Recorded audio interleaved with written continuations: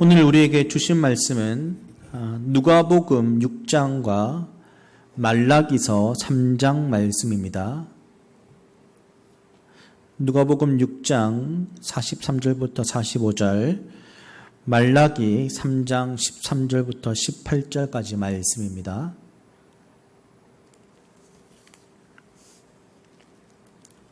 우리 함께 읽도록 하겠습니다.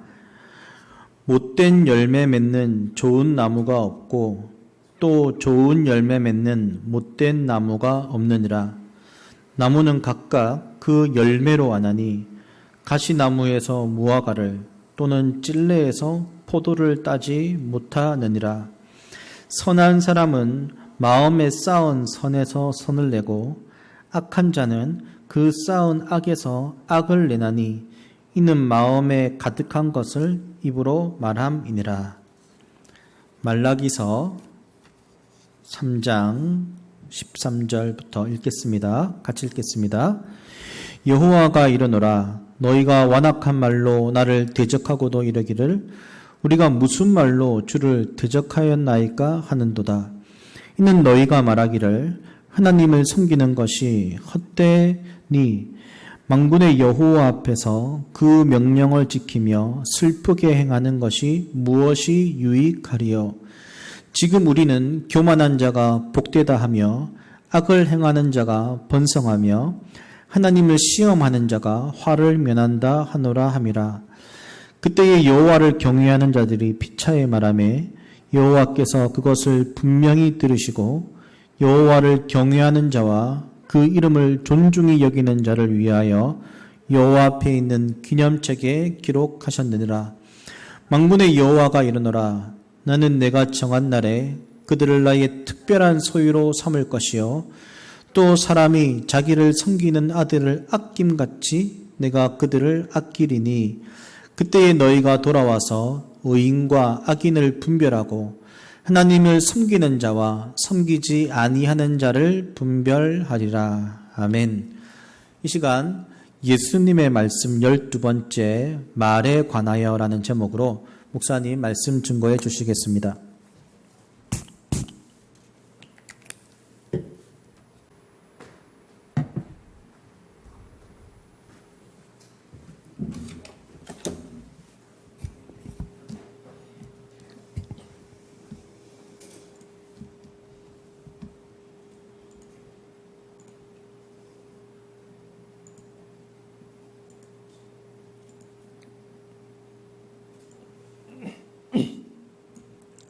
여러분 반갑습니다. 오늘도 예배에 오신 여러분들을 환영하고 또 축복합니다. 우리가 다 함께 모여서 예배하고 있지는 못하지만 그러나 한 성령께서 영상을 통해서 예배를 드리는 분들과 또 현장에서 예배를 드리는 분들에게 동일한 은혜로 또 함께 하실 것을 기대합니다. 제가 기도하고 말씀 전하겠습니다. 하나님 감사합니다. 오늘도 사랑하는 한숲 지체들이 모여서 함께 주님의 말씀 앞에 섰습니다. 성령 하나님, 엠마오로 가던 두 제자에게 주께서 말씀을 풀어주실 때에 그들의 가슴이 뜨거웠던 것처럼 우리가 주의 말씀 앞에서 깨달음이 있게 하시고 뜨거워진 가슴을 가지고 삶의 현장에서 살아날 수 있는 은혜를 구합니다. 예배 가운데 함께 하실 주님을 기대하며 예수님 이름으로 기도합니다. 아멘. 누가복음 6장 말씀을 계속해서 보고 있는데요. 누가복음 6장의 핵심 요절은 누가복음 6장을 여러분께서 쭉 읽어보시면은 36절에 있습니다. 한번 같이 읽어볼까요? 36절 소리를 내어서 시작. 너희 아버지의 자비로우심 같이 너희도 자비로운 자가 되라. 쭉 말씀하신 다음에 너희 아버지의 자비로우심 같이 너희도 자비로운 자가 되라. 이렇게 말씀하셨거든요. 근데 이 본문을 산상보훈인 마태복음에서는 이렇게 바꾸었습니다. 어떻게 바꾸었냐면은 마태복음 5장 48절인데요. 같은 본문을 마태는 이렇게 풀었습니다. 시작. 그러므로 하늘에 계신 너희 아버지의 온전하심과 같이 너희도 온전하라. 마태복음에서는 온전이라는 표현을 썼는데 누가는 그것을 자비로 표현했습니다. 자, 이 말은 어떤 말일까요? 이 말은 우리 그리스도인이 온전한 신앙, 또 온전한 사람이 된다는 것은 자비로운 사람이 되는 것이다 라는 것을 말해줍니다. 즉 자비가 온전의 길이라는 것을 말해주죠. 이렇게 온전한 신앙인, 성숙한 신앙인이 되었다 할 때는 일반적인 표현은 좋은 신앙이라고 부르고요. 또 좋은 신앙인들이 모인 교회를 좋은 교회라고 부르기도 합니다. 그래서 좋은 사람, 좋은 신앙, 좋은 교회. 자, 그렇다면은 어떤 것이 좋은 것일까? 그것을 오늘 주님은 비유로 이야기하셨습니다. 오늘 본문 43절에서 45절을 보면 좋은 나무라는 표현을 주님께서 쓰셨습니다. 그래서 자, 우리 43절, 44절 상반절까지 함께 읽겠습니다. 시작. 못된 열매 맺는 좋은 나무가 없고 또 좋은 열매 맺는 못된 나무가 없느니라. 나무는 각각 그 열매로 아나니 라고 말씀하셨습니다. 자, 여러분이 좋은 나무인지 아닌지를 알 수 있는 것은 뭐로 안다고 되어 있습니까? 지금 여기 보니까 열매로 안다. 여러분, 열매는 나무의 본질입니다. 그래서 44절에 이렇게 되어 있죠. 시작. 가시나무에서 무화과를 또는 찔레에서 포도를 따지 못하느니라. 뭡니까? 무화과 나무의 본질은 무화과 열매로 드러납니다. 그것을 보면서 아, 무화과 나무구나. 포도나무가 포도나무라는 그 본질은 포도 열매를 통해서 그 본질이 나타난다는 것입니다. 여러분, 열매를 보면 알 수 있다. 여러분, 우리가 그렇다면 좋은 사람인지 나쁜 사람인지, 좋은 신앙인지 아닌지는 무엇으로 알 수 있습니까? 열매로 안다는 것입니다. 열매로 아는데, 그러면 열매는 과연 무엇일까? 그것이 오늘 45절에 이렇게 되어 있죠. 함께 읽겠습니다. 시작. 선한 사람은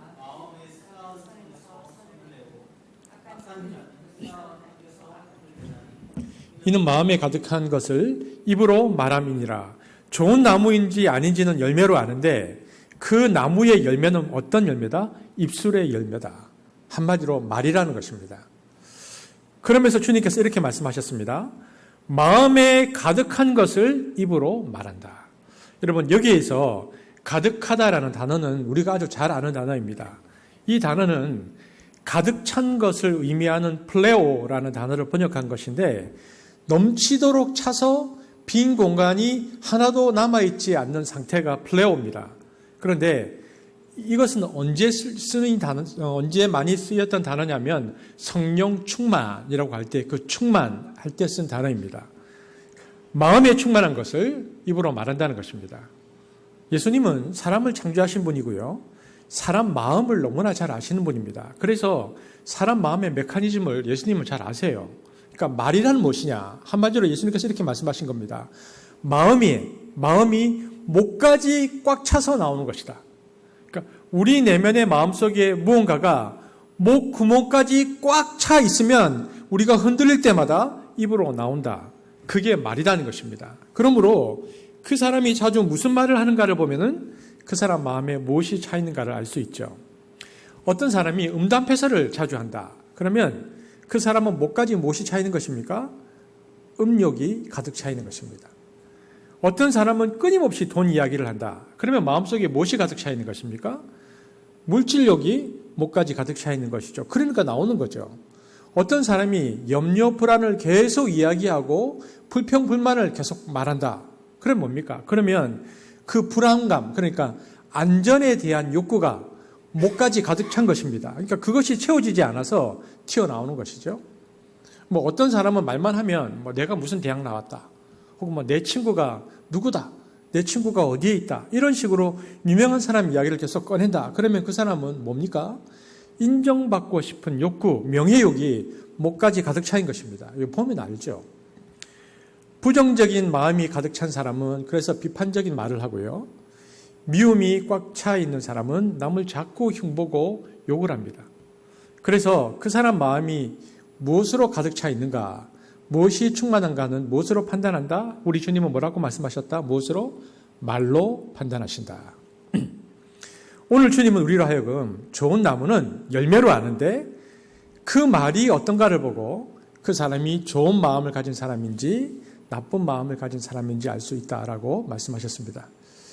그래서 여러분 오늘 예배를 드리면서요. 저와 여러분의 말은 어떤 말을 자주 하는지를 우리가 좀 살펴볼 필요가 있습니다. 이를 통해서 내 마음에 무엇이 꽉 차 있는가를 우리가 알 수 있죠. 자, 여러분은 어떤 나무입니까? 입술이 무화과처럼 그 말이 달콤하고 또 주변 사람들이 그 말을 들을 때마다 행복해지는 사람인지, 아니면 입을 열면 가시가 튀어나와서 아유, 저 사람 가시나무야 라는 말을 듣는 사람인지. 사실 가시나무도 멋있긴 합니다. 장식용으로 가끔 쓰는데요.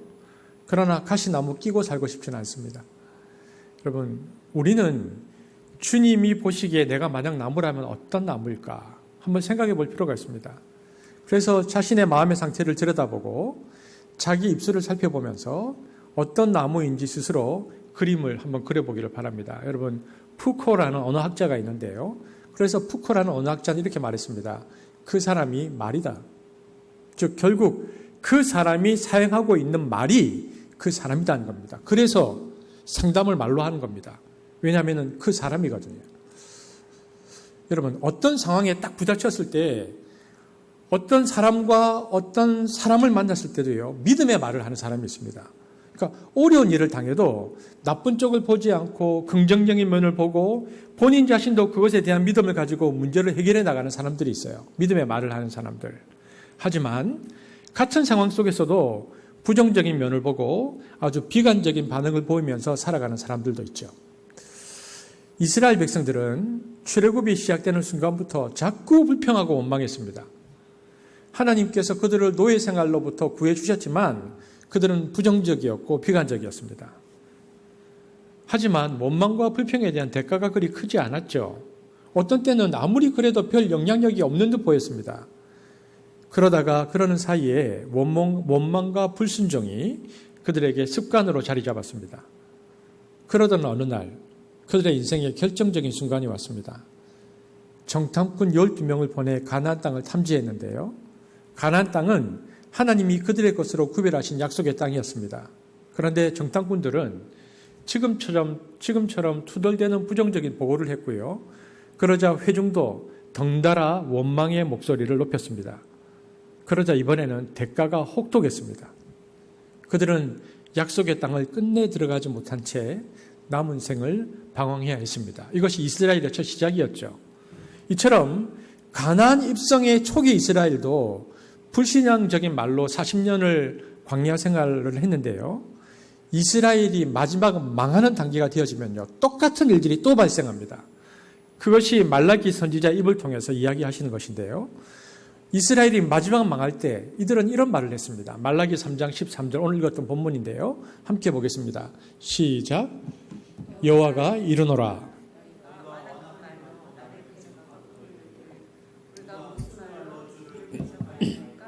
하나님께서 이스라엘을 향해서 뭐라고 얘기했냐면 불평 정도가 아니에요. 너희가 완악한 말로 나를 대적했다라고 이스라엘을 향해서 말씀하셨습니다. 즉 여호와를 공격하고 여호와를 모독주고 여호와를 적으로 삼는 그런 말 어법을 이스라엘이 사용하고 있었다.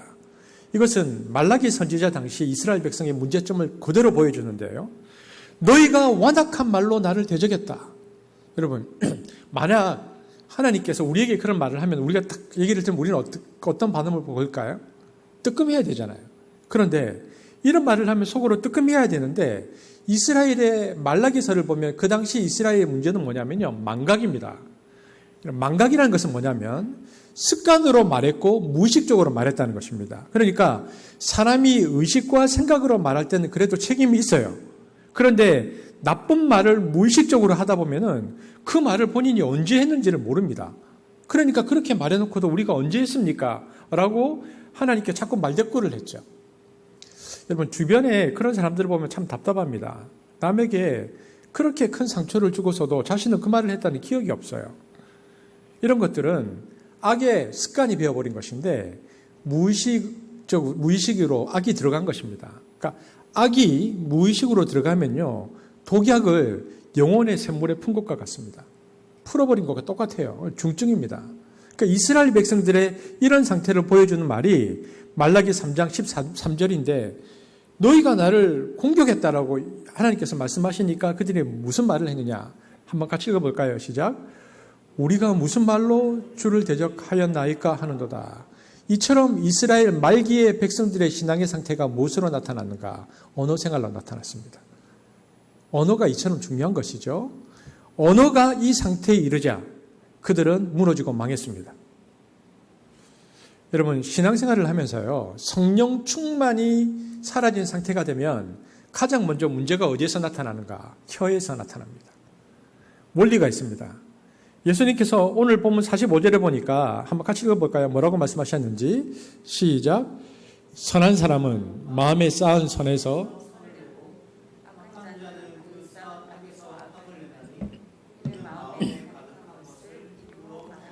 보십시오. 예수님은 사람의 마음에서 쌓인 것에서 말이 나온다 그랬거든요. 주님이 아주 정확하게 보신 것입니다. 딱 건드리면 대강 나와요. 그런데 건드릴 때 어디를 건드리면 나오냐면요, 약점을 건드리면 탁 나와요. 여러분, 사람마다 뚜껑 열리는 부분이 있거든요. 그 부분을 누르면 어릴 때부터 그 부분에 상처가 있고 아픔이 있고 열등감이 있는 어떤 단초가 있습니다. 여러분, 그런데 또 이걸 기가 막히게 아는 인간들이 있어요. 남 뚜껑 열리게 하는 걸 기가 막히게 잘하는 사람들이 있어요. 은사예요, 은사. 그 사람들이. 그 사람과 같이 있으면 진짜 열받습니다. 아주 나쁜 은사죠. 그걸 누르고 건드리면요, 뚜껑이 열리는데 그때 보면 보통 사람은 속에 있는 것이 탁 튀어나옵니다.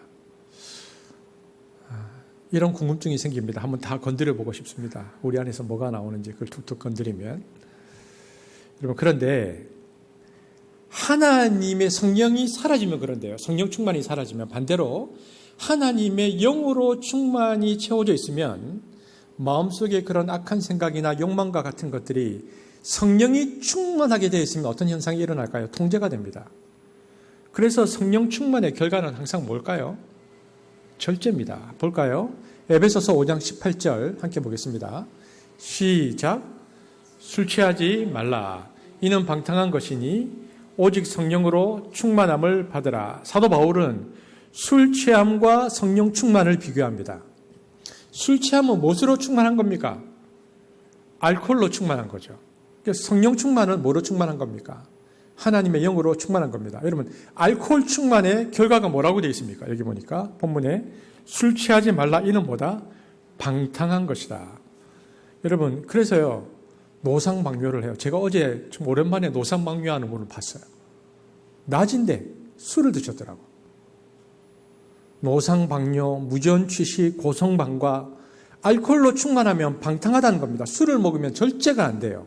자기 통제가 안 돼요. 자기 욕망대로 쌓인 대로 그대로 나오는 것이 이것이 방탕입니다. 컨트롤이 전혀 안 되죠. 그러면서 거기에 대한 반어법으로 술 취함, 알코올 충만 대신에 뭘 받으라?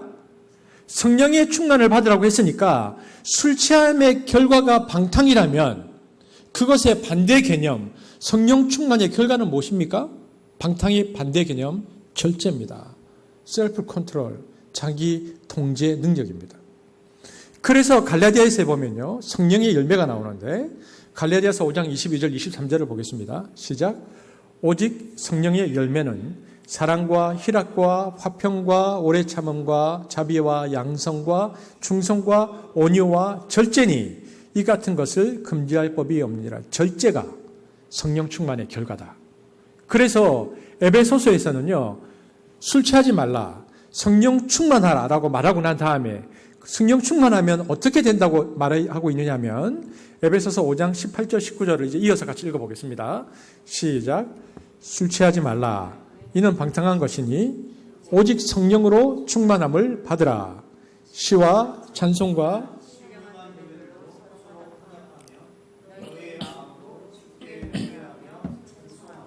보십시오. 술 취하면 방탕, 성령 충만하면 절제인데 절제의 최고 표현이 무엇으로 나오는가? 예배의 찬양으로 나온다는 것입니다. 성령의 충만함을 받으면 절제 없이는 찬양이 안 나온다는 겁니다.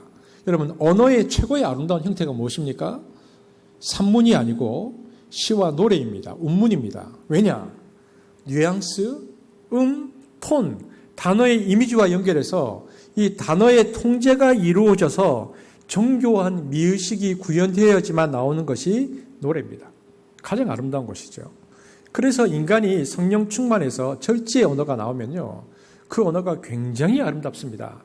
말 한마디 한마디가 사람들에게 감동을 줍니다. 그래서 야, 어떻게 저 사람은 이처럼 아름다운 말을 할까?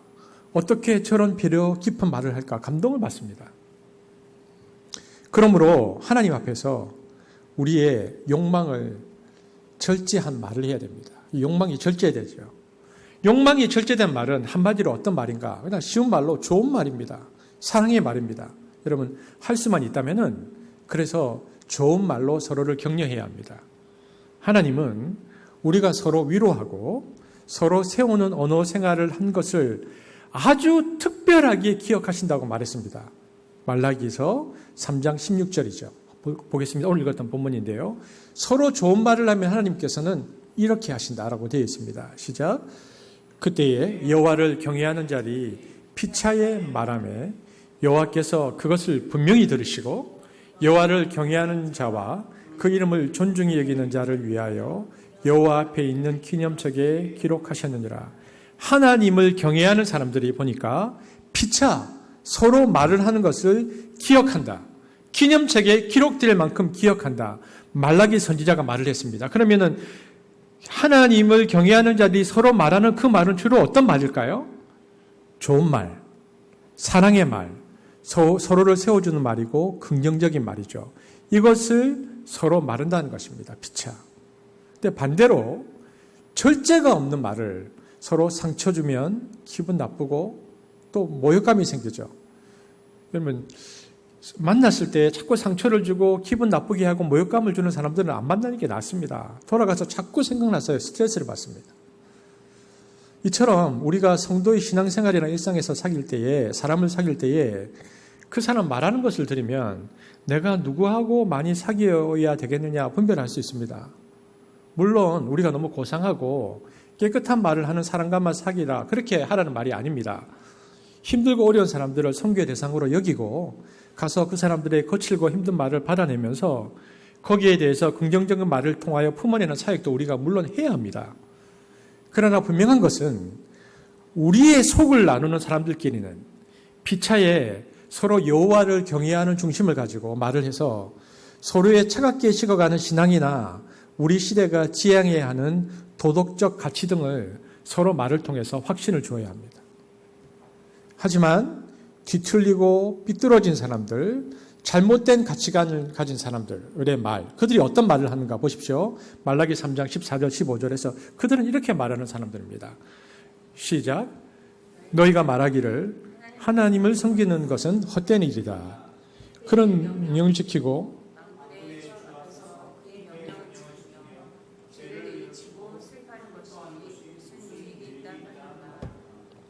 이제 보니 교만한 자가 오히려 복이 있고 악한 일을 하는 자가 번성하며 하나님을 시험하는 자가 재앙을 면한다 하는구나.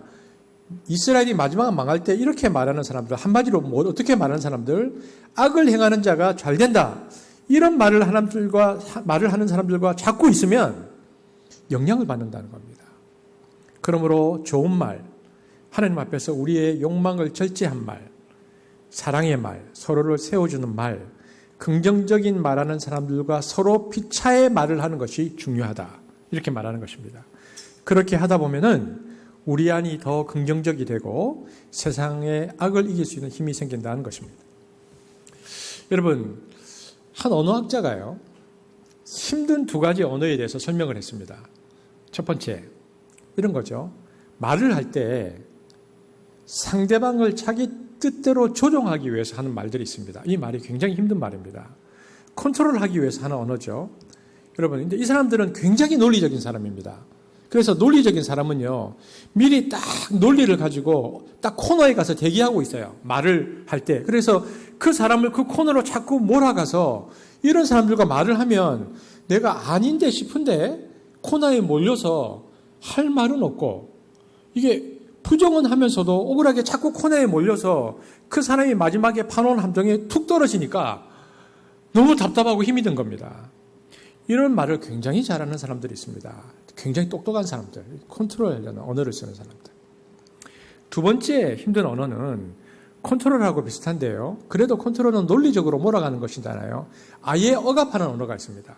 파워어법인데요. 힘을 실어서 말합니다. 그래서 듣는 사람이 이거 안 들으면 내가 손해보겠다. 혹은 보복이 있겠다. 또는 눌립니다. 눌린다는 그런 느낌을 주는 사람들이 있습니다. 이런 사람이 사람에게 스트레스를 굉장히 많이 줘요. 파워게임을 하는 사람들, 언어를 통해서. 자, 그렇다면은 그리스도인들은 주로 어떤 어법을 써야 할까요? 컨트롤 프리. 사람을 대할 때 남을 조정하려는 의도 자체를 가지지 말아야 됩니다. 그리고 그 사람을 힘으로 누르고 억압하려는 언어 자체를 하지 말아야 됩니다. 그럼 이건 어떻게 할 수 있는가? 이건 훈련입니다. 그러면 사람을 대할 때에 말하기 전에 말하는 사람의 인격과 감정이 여러분 전달되는 것을 알고 계시죠? 사람은 영적인 존재라서 말하기 전에 저 사람이 왜 그 말을 하는지를 압니다. 우리가 사람을 한두 번 상대해 보는 게 아니잖아요. 사람을 딱 보면 말을 저렇게 하지만 마음이 어떤 마음을 하는지를 우리가 느낍니다. 이것이 언어 소통에서 말하는 메타 커뮤니케이션, 그러니까 커뮤니케이션 이전에 있는 무의식을 우리가 먼저 알아차린다는 거거든요. 그런데 이것이 파워나 컨트롤하려는 의지면 안 되고 무엇으로 대화해야 한다? 사랑이어야 한다. 그래서 그리스도인의 의사소통에 있어서 가장 중요한 메타 커뮤니케이션이 사랑이고, 사랑이려면 이것이 무엇으로 가능한 것인가? 이것은 성령 충만으로 온다는 것입니다. 그래서 우리가 하나님의 영의 도우심을 받고자 하는 것이죠. 그래서 여러분, 크리스찬의 언어는요, 이렇게 해야 됩니다. 영어로 앞에 리인데 리액션 하지 말고 리스판스 하라는 말이 있습니다. 뭐냐면 상대방이 미움으로 나를 탁 공격할 때에 어떤 파워가 나에게 확 올 때 내 안에서 이렇게 대항하는 파워가 본능적으로 나오잖아요. 나를 컨트롤하려고 하면 거기에서 벗어나기 위한 논리가 내 안에서 막 나오거든요. 이렇게 찌르는 대로 반응하는 게 리액션입니다. 그런데 리액션에는 인격이 없고 본능만 있죠. 짐승도 리액션을 합니다. 찌르면 뭡니다. 이것은 인간이 인격을 상실하고 짐승처럼 되는 상태죠. 본능으로 대답하는 거죠. 그런데 리액션이 아니고 리스판스는 인격이 작동하는 것입니다. 누가 찌르는 말을 하면 당장 같이 치고 싶은데 한번 생각하는 거, 야, 이거 그렇긴 한데 나까지 이래도 되겠나? 저 사람이 저런다고 내가 똑같이 해야 하나 생각하고 어떻게 해야 좋을까? 그리고 더 나아가서 한 번 더 생각하는 거죠. 주님이라면 어떻게 하셨을까? 이게 어려운 것 같은데 그게 나 잘 안 될 것 같은데 그러면서 기도하는 겁니다. 주님, 제가 주님처럼 말할 수 있고 주님처럼 반응할 수 있도록 도와주십시오. 이럴 때 하나님께서 성령을 통해서 우리 마음을 주시고 채워주시면 소위 리액션, 반응으로서의 언어가 아니고요. 리스판스, 인격으로서의 언어가 우리 안에서 나올 수 있는 것입니다. 이건 훈련을 자꾸 해야 하는데 이것을 반복해서 하고 그렇게 해달라고 계속 기도하면요. 이것이 의식에서 무의식으로 내려갑니다. 의식에서 무의식으로 내려가면은 습관이 되고 습관이 무의식적으로 나올 때 이걸 뭐라고 부릅니까? 이걸 인격이라고 부릅니다. 근데 그것이 나오면요. 극복되기 시작합니다. 이건 훈련인 것 같아요. 여러분 기도하면서 훈련하십시오. 나 자신도 그렇고요. 누군가에 대해서 이렇게 맞받아서 하려는 리액션을 하지 말고 리스판스 하려는 싸움을 우리가 기도하면서 계속 해야 합니다. 그러므로 내 혀가 지금 어떤 통제, 어디에 통제를 받고 있는지를 잘 살펴보아야 합니다. 여러분 세상을 정화시키는 방법 중 하나가 바로 여러분의 혀에 달려 있습니다. 그래서 사랑의 언어 사용은 너무나 중요하죠. 자, 말라기서 3장 14절, 15절 자, 한번 같이 다시 읽어보겠습니다. 시작. 너희가 말하기를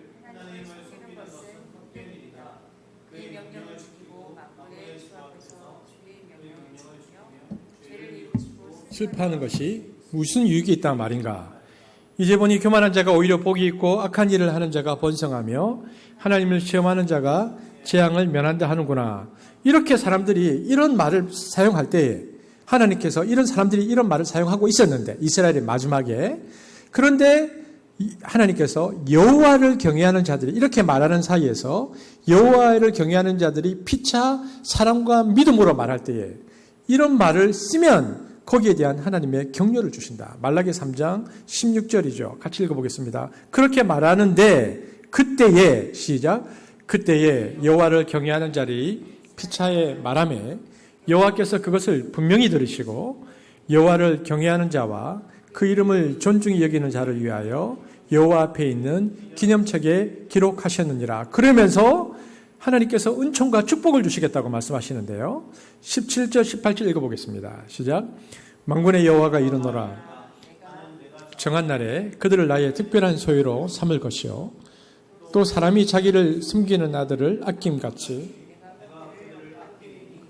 그때 너희가 돌아와서 의인과 악의를 분별하고 하나님을 섬기는 자와 섬기지 아니하는 자를 분별하리라. 악한 말을 막 하는데 누군가가 그때 여호와를 경외하는 자리 피차에 말하면 여호와께서 그것을 들으시고 37, 38절에 보니까 특별한 은총을 주시겠다. 근데 여기 보니까 37, 88절에 아낀다라는 표현이 두 번이나 나옵니다. 아끼고 아낌같이.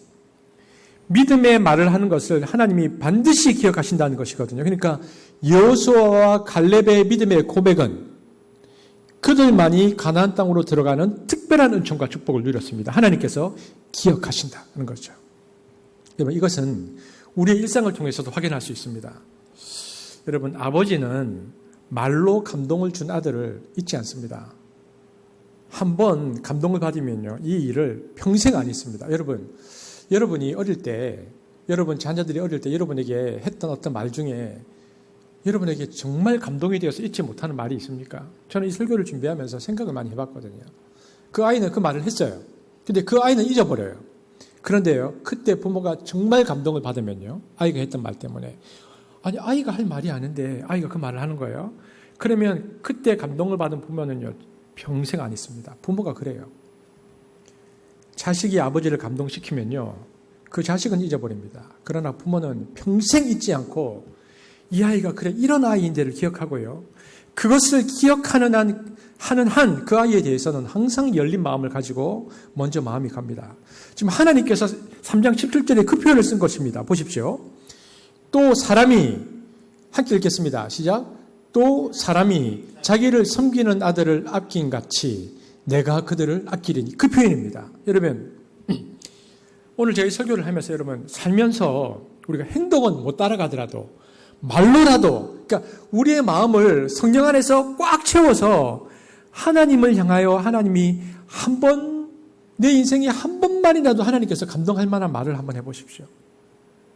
내가 행동은 못하더라도 정말 내 마음을 성령으로 가득 채워서 정말 하나님께서 감동할 만한 말을 내 평생에 한번 해보십시오. 여러분, 하나님은요, 여러 번 감동시키지 않아도 됩니다. 한 번 감동하시면 평생 보장하십니다. 하나님이 한 번 감동받으면요, 너는 내 거다. 나는 특별히 너에게 은혜를 베풀 것이다. 말씀하십니다. 여러분, 하나님을 감동시키는 삶, 인격, 가치로 행동하면 하나님께서 기억하십니다. 이것이 말라기 선지자를 통해서 하나님께서 하신 이야기입니다. 저는 그렇게 생각합니다. 신앙생활이 양으로 많이 때운다고 되는 게 아닙니다. 그렇다면 모태신앙이 제일 유리하죠. 그게 아니고, 양으로 때우는 게 되는 게 아니고, 어느 순간에 한번 자식이 부모를 감동시키듯이 하나님 마음을 감동시켜서 여러분, 하나님 눈물 쏟아지게 한번 해보십시오. 그거 되면요, 평생 하나님께서 기억하시는 겁니다. 이건 신앙생활에 있어서 굉장히 중요한 요체라고 저는 생각합니다. 저도 목회자로 지금 살고 있는데요. 저도 목회자로 살면서 이런 마음이 있거든요. 하나님을 한 번은 감동시켜야지. 그럴 정도로 제가 열심과 충성을 다해야지. 주님을 사랑해야지. 이런 생각을 하는데, 이런 마음이 항상 들끓어 있을 때 성령께서 도우셨을 때 어떤 상황에서 이런 말이 나오는 겁니다. 그러니까 여러분, 우리가 우리 평생에 한 번 말로 주님을 감동시킬 수 있는 우리 한습 성도들이 되기를 축복합니다. 근데 이제 우리가 말라기 이 본문에서 주목하는 것은요, 근데 나 혼자 그 말을 툭 내뱉는 것이 아니고 피차에 말하는 것이다 하는 게 중요한 거죠. 한번 보겠습니다. 36절 함께 읽겠습니다. 시작. 그때에 여호와를 경외하는 자들이 피차에 말하며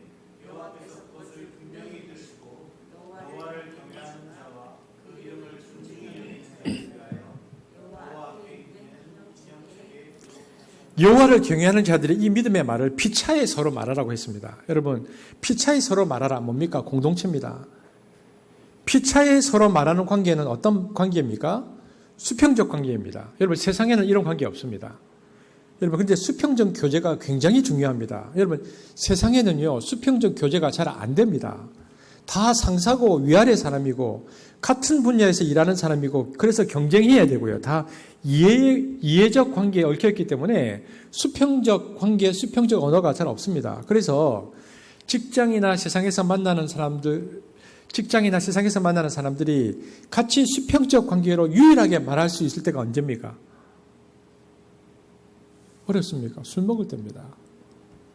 그런데 여러분 술 먹을 때 진짜 조심해야 됩니다. 그때 술 먹으면서 너나 나나 똑같다고 착각하기 시작하면 그때 실수하고 그것 때문에 망합니다. 보통 거기서 무너지죠. 똑똑한 사람은요, 술 먹어도 절대로 그 관계를 잊지 않는 무서운 힘을 가지고 있는 사람이 있습니다. 계산하고 딱 조절하고. 여러분, 이 수평적 관계라는 것이요, 인간에게 매우 중요한 것인데 세상에는 없어요. 여러분, 그런데 이게 교회에 오면 됩니다. 술 안 먹었는데. 교회에 오면 같은 직종 사람끼리 만나서, 그러니까 교사끼리 만나도요, 학교가 다르고 직장이 다르니까 이해관계가 없어요. 교회는 이해관계가 없고 세상 안에서의 서열관계가 없습니다. 그래서 교회 만남은 수평적이라고 말하는 거죠. 요즘 여러분 가족끼리도 그래야 되는데 아버지가 앉아서 또 식탁 같은 데 앉아서 자식들을 평가하면 뭐 저놈은 잘났고 저놈은 못 났고 그러면 형제 사이도 같이 있어도 수평적 관계가 잘 안 나옵니다. 상처가 생깁니다. 여러분 그래서 세상에서 유일하게 수평적 관계가 될 수 있는 공동체가 교회입니다. 여러분 서로 다양한 직종이 만났는데도 친합니다. 우리 교회에 우리 게임 회사 다니는 우리 덕식 형제와 또 의사인 정훈 형제가 서로 친구잖아요. 이게 세상에서 게임 회사 다닐 분하고 의사분들이 만나서 같이 그런 말을 할 그런 상황이 없잖아요. 케미칼 회사 다니는 분과 교사가 교회에서는 친하단 말입니다. 이것이 가능한 것이 교회입니다. 이것이 교회의 장점입니다. 그래서 이 수평적 관계의 교회의 장점은요, 서로 긍정적인 언어로 교류한다는 것입니다. 그런데, 여러분, 근데 사람들이 교회에 와서는요, 그런 못된 말 잘 안 해요. 뒤에서 할지 몰라도. 만나고는 안에서는 좋은 소리 다 합니다. 교회 오면. 그래서 교회에서 소그룹 모임이 아주 중요합니다. 여러분, 2010년도에 나왔던 책이 있습니다. God's Brain이라고. 신의 뇌라는 책을 보면요. 여러분, 요즘 뇌과학은 최근 가장 활발히 그리고 급속히 성장한 학문입니다. 그런데 벌써 10년 전에 나왔던 God's Brain이라는 책을 보면 그 책에서 뭐라고 되어 있냐면 만나서 오늘 본문대로 서로 피차, 긍정적인 언어로 서로 교류할 때에 안에서 행복감이 엄청나게 증진된다고 말하고 있는데 이 상태를 그 뇌과학자들이 어떤 표현을 썼냐면 내가 잠시 샹글리라를 체험했다 이렇게 썼습니다. 여러분 샹글리라가 뭐냐면요. 지상낙원이라는 뜻입니다. 그러니까 수평적 관계에서 사랑의 말을 할 때 우리가 순식간에 에덴 동산으로 뇌가 들어가 버린다 이렇게 표현한 겁니다. 뇌과학자들이. 이것을 체험할 때 뇌가 굉장히 행복해진다는 겁니다. 여러분 그래서 교회에서 소그룹 모임이 중요합니다. 예배만 보고 바로 가는 사람은 찐빵에 뭐를 안 먹는 사람이다. 찐빵에 그 맛있는 앙꼬를 못 먹고 가는 사람입니다. 신앙생활은요, 소그룹에서 서로 사랑의 교제를 나누고 격려하고 함께 기도할 때에 굉장한 행복을 맛보는 거죠. 여러분, 그리고요, 그 소그룹 안에서 다 주저주저 하는데 이런 긍정적인 말을 하는 사람이 한 사람만 있어도요, 그 공동체가 삽니다. 시너지 효과가 나타나죠. 그래서 여러분, 교회에서 이런 훈련을 많이 해야 됩니다. 여러분, 우리가 교회에서 축복성 많이 하잖아요. 앞에 이제 나오시라 그래서 선교사님도 그렇고 떠나는 분도 그렇고 손을 뻗어서 이렇게 축복하잖아요. 근데 여러분, 교회에서는 우리가 어떻게 보면 아무 생각 없이 하잖아요. 근데 여러분, 회사에서 이런 거 해본 적 있습니까? 회사에서 직장 상사한테 손을 뻗어서 하면 저 정신이 좀 어떻게 된 거 아니야? 그러니까 교회에서는 성도의 언어 습관을 위해서라도 그런 축복을 많이 하거든요. 근데 만약에 이런 걸 안 하면 어떻게 될까요? 전혀 안 한다. 이럴 경우에는 교회 소그룹 모임도 안 하고 서로 피차간에 대화도 안 한다 그러면 항상 소외되었다거나 고독하다고 느끼고요. 그래서 남에게 마음도 잘 안 열고 나중에는 하나님과 이웃과 세상에 대해서 닫힌 마음을 갖고 나중에는 부정적인 태도를 가지고 그러면요. 그렇게 되는 사람에게는 무슨 일이 일어나는가? 여러분 점점 더 고집스러운 사람이 됩니다. 그 다음에는 매우 방어적인 사람이 돼요. 그래서 무슨 말을 하든지 그 사람의 말을 이해하려고 하지 않고 자꾸 반박하려고만 하고, 그리고 자기의 얘기들만 자꾸 해버리니까 대화가 잘 안 돼요. 그리고 융통성이 없는 사고로 가지게 됩니다. 그리고 늘 부정적인 감정이 유발되죠. 이거 매우 불행한 일입니다. 이런 사람은 윤리적인 차원에서 나쁜 사람이 아니라 정신건강 차원에서 나쁜 사람입니다. 그리고 이 나쁜 병은 주변 사람들을 또 그렇게 병들게 만든다는 것입니다. 자, 여러분, 그런데 잘 보십시오. 오늘 누가복음 본문에 보면 주님께서 이 말이 어디에서 출발한다고 되어 있습니까? 그런데 이 중요한 말이 어디에서 출발한다? 주님께서 마음이다. 근데 말의 출발이 마음이라는 겁니다. 그러므로 기독교인들이 힘을 써야 하는 것은 뭡니까? 마음 수행입니다. 45절 누가복음 6장 45절 읽겠습니다. 시작. 선한 사람은 마음에 쌓은 선에서 선을 내고 악한 자는 그 쌓은 악에서 악을 내나니 이는 마음에 가득한 것을 입으로 말함이니라. 모든 말의 열매는 마음에서 나오니까 중요한 것은 뭐다? 마음이다. 그러니까 저와 여러분이 신앙을 가지고 우리 마음을 다스리면서 이렇게 기도해야 되겠죠. 주님, 제 마음이 사랑으로 충만해지기를 원합니다.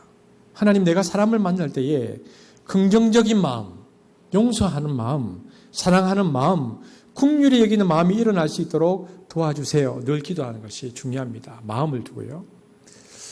그런데 여러분, 생각해 보면은 타 종교와 비교해 보면 개신교는 마음 수행이 조금 부족한 것 같습니다.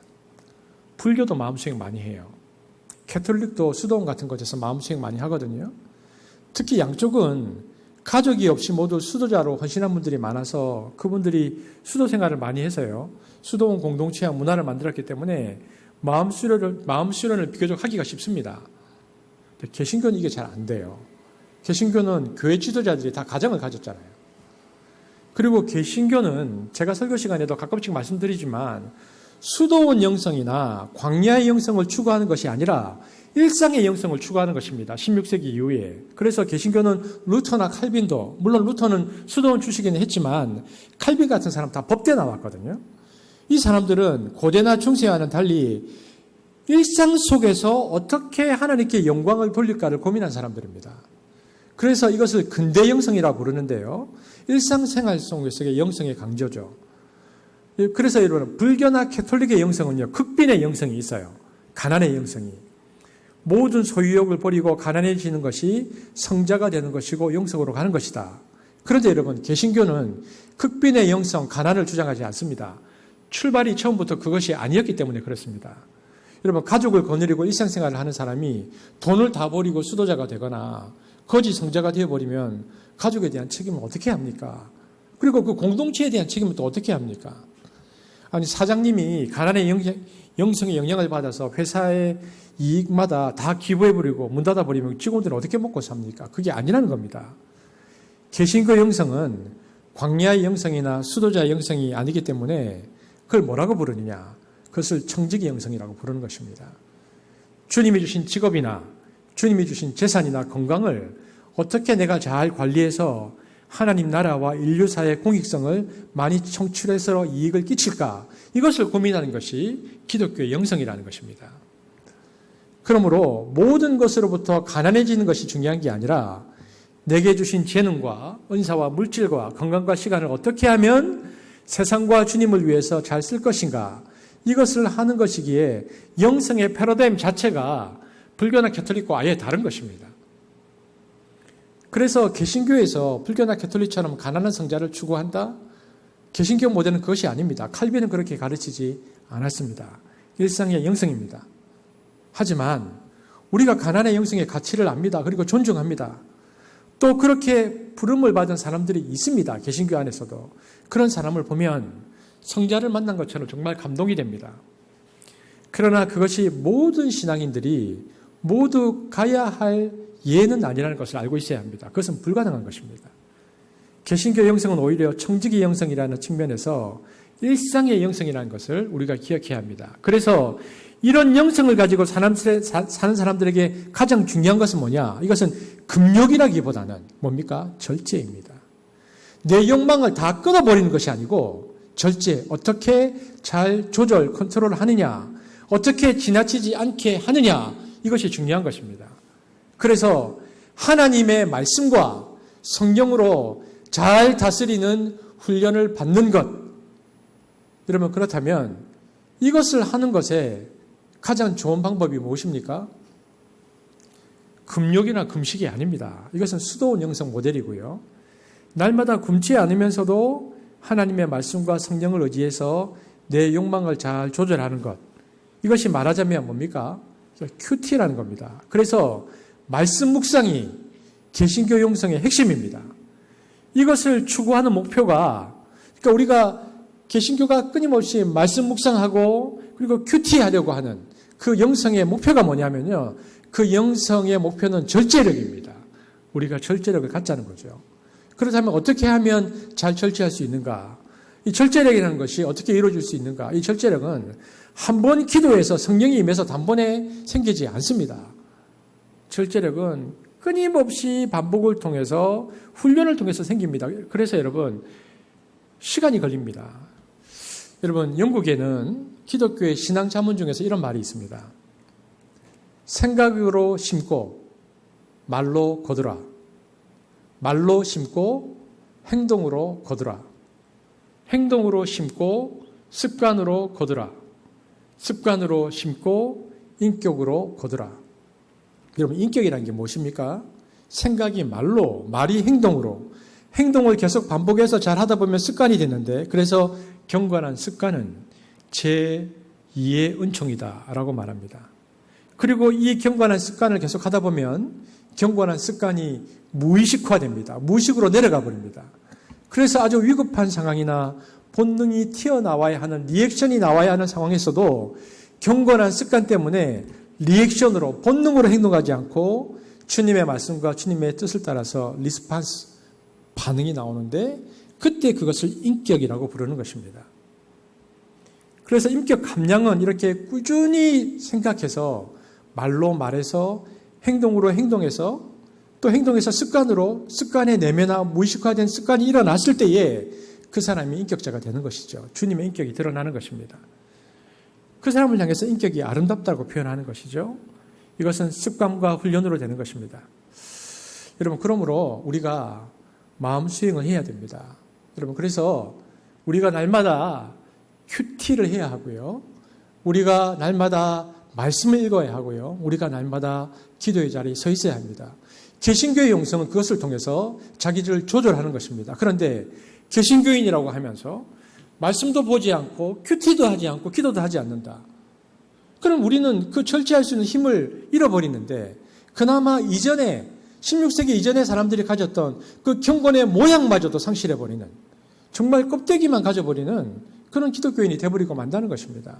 지금 구약 100일 성경 통독하고 계시는 분들, 제가 여성분들보다 남성분들을 보니까 여러분 80일차 넘으면서 여러분 뭐 지금 계속 선지자 나오니까 특별히 이사야, 예레미야 보면 막 늪에 빠진 것 같죠. 그래도 보니까 막 포기 안 하고 막 끝까지, 어떤 날 보면 2명이 읽었다 댓글 나오다가 또 어떤 날 보면 또 사람들이 막 계속 따라오는데 여러분 그 굉장히 중요한 것입니다. 굉장히 중요한 것. 성경을 쓰고 계신 분 굉장히 중요한 것입니다. 우리 교회 지금 하나님 나라 큐티 여러분 저 하고 계실 거라고 믿는데, 여러분 하나님 나라 큐티 하고 계시는 분들 있잖아요. 그거 굉장히 중요한 겁니다. 그러므로 여러분 이것을 통해서 우리 개신교인은 마음 수행을 해야 하고, 마음 수행을 통해서 절제해야 하고, 절제를 통해서 우리의 언어가 바뀐다는 것을 기억해야 합니다. 근데 우리가 마음 수행을 하지 않기 때문에 근데 개신교는 문제가 많습니다. 개신교가 너무나 실용적이 되었습니다. 개신교는 소위 말하는 이 근대 영성이기 때문에 16세기 이후에 이성과 과학의 발달에 의해서 경제와 모든 문명이 소위 개발, 발전에 맞춰졌거든요. 그러니까 개발, 발전이라고 하는 속도에 의해서 가속화가 되었는데 이 발전에 인간의 영이 다 빼앗겨버렸습니다. 마음을 빼앗겨버렸죠. 그래서 발전의 속도에 모두 다 피폐해졌다는 겁니다. 그래서 너무 자극이 많고요. 욕망이 강화되었고 절제력을 잃어버려서 마음이 황폐해졌습니다. 오늘날 사람들의 인성이 무너진 데에는 마음을 조절하는 힘이 없기 때문이죠. 충동대로 움직입니다. 그러므로 모든 충동은 평소에 말씀과 기도와 긍정적인 마인드로 훈련해 놓아야 됩니다. 철제가 됩니다. 그렇게 안 하면 아버지들 집에서 자꾸 고함 지른다니까요. 아이들한테 물어보면 우리 아빠 제발 집에서 고함 안 지르었으면 좋겠다. 안 그러면 집에서 짜증 안 냈으면 좋겠다. 이런 거잖아요. 그러므로 한마디로 마음 수행은 구체적으로 어떻게 하는 건가? 왜냐하면 마음에서 있는 게 입으로 나온다고 했으니까 내 마음을 무엇으로 가득 채울 것인가? 날마다 부정적인 것, 증오, 미움, 욕망으로 가득 채울 것인가? 아니면 날마다 말씀과 기도 안에서 하나님에 대한 사랑과 자비로 우리 마음을 가득 채울 것인가? 마음 수행을 해야 하는 겁니다. 그래서 마음 수행을 계속하는 기독교인이 되어야 하죠. 오늘 아침에 우리 한습의 교우들은 내가 내 마음의 뿌리, 무의식의 뿌리를 어디에 뿌리 깊게 내리고 있는가를 생각해야 됩니다.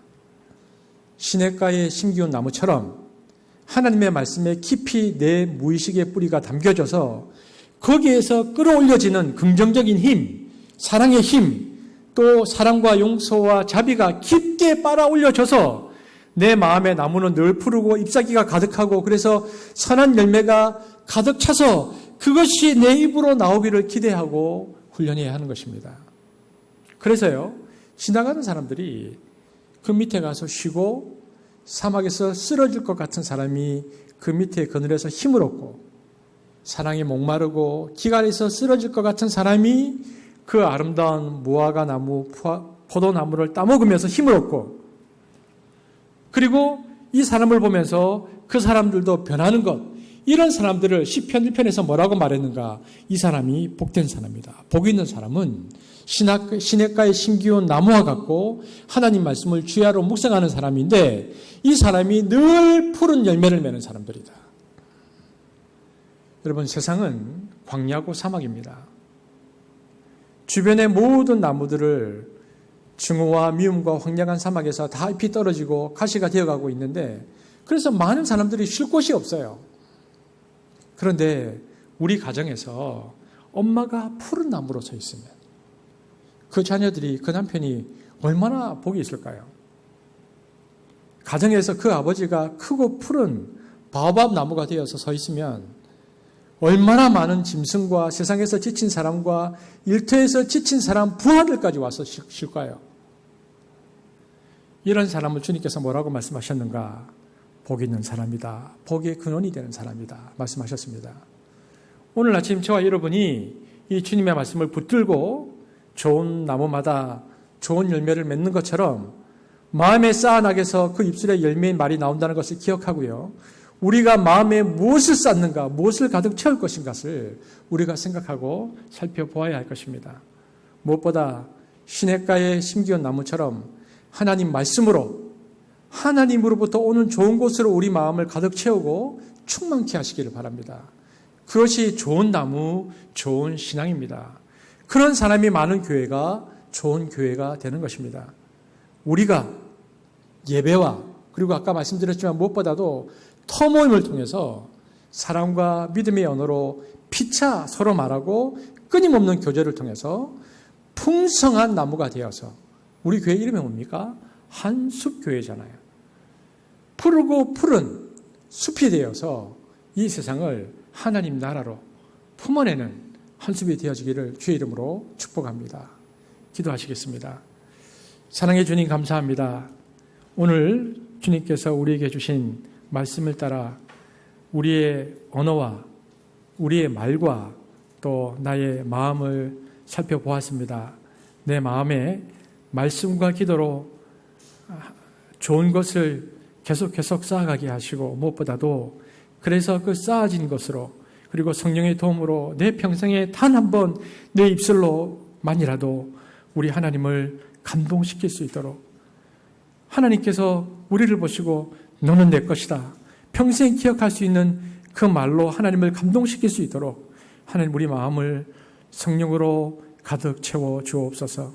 성도 간에 피차 서로 그 말을 함으로 풍성한 숲이 될 수 있도록 한 숲을 축복하여 주시고 그 숲이 이 세상을 품어내고 하나님 나라를 확장하는 데 쓰이도록 한 숲을 사용하여 주옵소서.